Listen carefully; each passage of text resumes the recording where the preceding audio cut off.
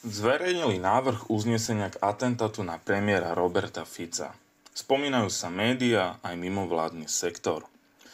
Na internetovej stránke parlamentu sa nachádza návrh uznesenia k atentátu na premiéra Roberta Fica.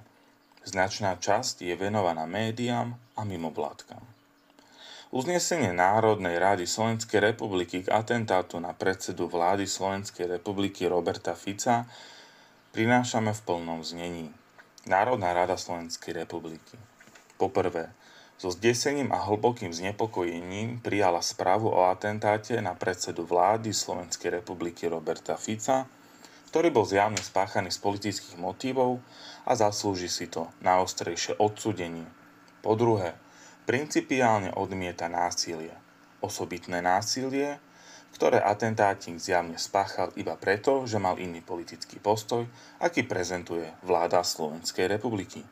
Po tretie, vyzýva všetky politické subjekty na Slovensku, ako aj médiá a mimovládny sektor, aby rešpektovali výsledky demokratických volieb a nešírili nenávisť voči legitímnej demokratickej vláde Slovenskej republiky, pretože výsledkom môžu byť aj takéto nenávistné trestné činy. Po štvrté, apeluje na všetky politické subjekty, ako aj na médiá a mimovládny sektor, aby zmierňovali napätie v spoločnosti, prestali s nenávisťou a nenávistnou rétorikou a prispeli k spoločenskému zmieru, stabilite a pokoju na Slovensku. Po piaté, zdôrazňuje, že ľudia nesmú byť terčom nenávisti kvôli svojim politickým názorom, pretože pluralita, diverzita a rešpekt k inému názoru sú základom každej slobodnej a demokratickej spoločnosti.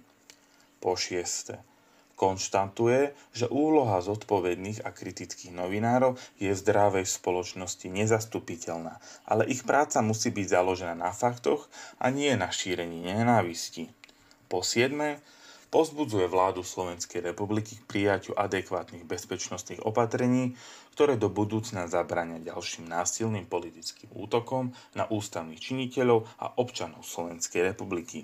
Po 8. želá predsedovi vlády Slovenskej republiky Robertovi Ficovi skoré uzdravenie, ako aj čo najskorší návrat do výkonu jeho ústavnej funkcie.